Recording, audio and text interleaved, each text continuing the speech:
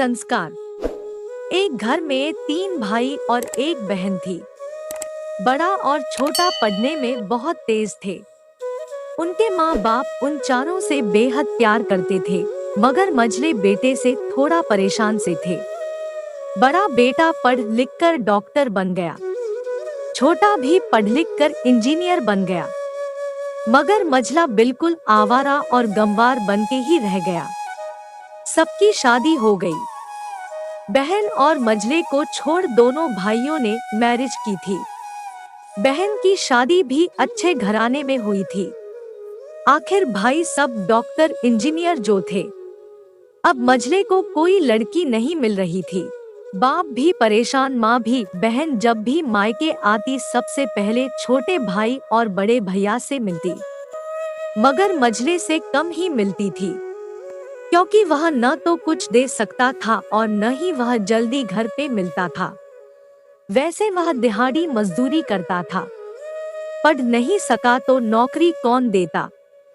मझले की शादी किए बिना बाप गुजर गए।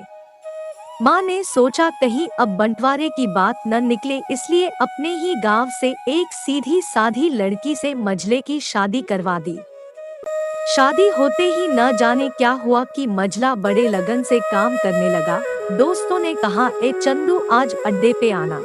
चंदू, आज नहीं फिर कभी दोस्त। अरे तू शादी के बाद तो जैसे बीबी का गुलाम ही हो गया।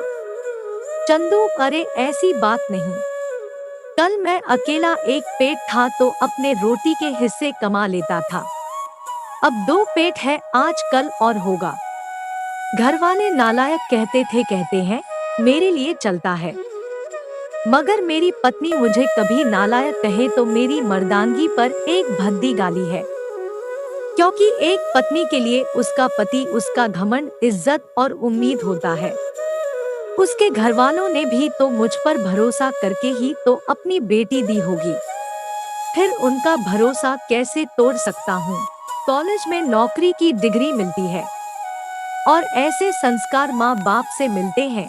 इधर घर पे बड़ा भाई और छोटा भाई और उनकी पत्नियां मिलकर आपस में फैसला करते हैं कि जायदाद का बंटवारा हो जाए, क्योंकि हम दोनों लाखों कमाते हैं, मगर मझला ना के बराबर कमाता है। ऐसा नहीं होगा। माँ के लाख मना करने पर भी बंटवारा की तारीख तय होती है। बहन भी आ जाती है, मगर चंदू है कि काम पे निकलने के लिए बाहर आता है। उसके दोनों भाई उसको पकड़कर भीतर लाकर बोलते हैं कि आज तो रुक जा, बंटवारा कर ही लेते हैं। वकील कहता है ऐसा नहीं होता, साइन करना पड़ता है। चंदू, तुम लोग बंटवारा करो, मेरे हिस्से में जो देना है दे देना, मैं शाम को आकर अपना बड़ा सा अंगूठा चिपका दूंगा पेपर पर। बहन, अरे बेवकूफ, तू गवार का गवार ही रहेगा। तेरी किस्मत अच्छी है कि तू इतनी अच्छे भाई और भैया मिले।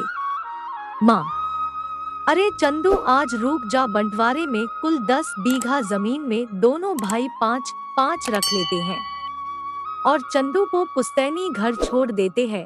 तभी चंदू जोर से चिल्लाता है, अरे फिर हमारी छुटकी का हिस्सा कौन सा है। दोनों भाई हंसकर बोलते हैं, अरे मूर्ख, बंटवारा भाइयों में होता है और बहनों के हिस्से में सिर्फ उसका मायका ही है। चंदू को शायद पढ़ा लिखा न होना भी मूर्खता ही है। ठीक है, आप दोनों ऐसा करो, मेरे हिस्से की वसीयत मेरी बहन छुटकी के नाम कर दो। दोनों भाई चकित होकर बोलते हैं, और तू?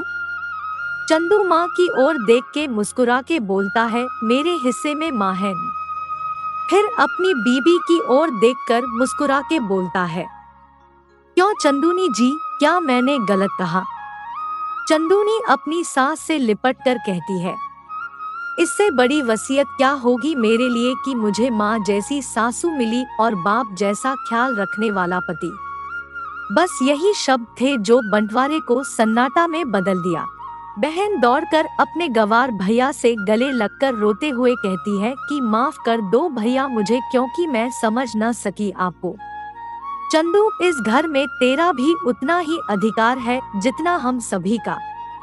बहुओं को जलाने की हिम्मत किसी में नहीं, मगर फिर भी जलाई जाती है, क्योंकि शादी के बाद हर भाई हर बाप उसे पराया समझने लगते हैं। मगर मेरे लिए तुम सब बहुत अजीज हो, चाहे पास रहो या दूर। माँ का चुनाव इसलिए किया ताकि तुम सब हमेशा मुझे याद आओ, क्योंकि ये वही कोख है जहाँ हमने साथ साथ 9 महीने गुजारे। माँ के साथ तुम्हारी यादों को भी मैं रख रहा हूँ। दोनों भाई दौड़कर मजरे से गले मिलकर रोते रोते कहते हैं, आज तो तू सचमुच का बाबा लग रहा है। सबकी आंखों में पानी ही पानी। सब एक साथ फिर से रहने लगते हैं।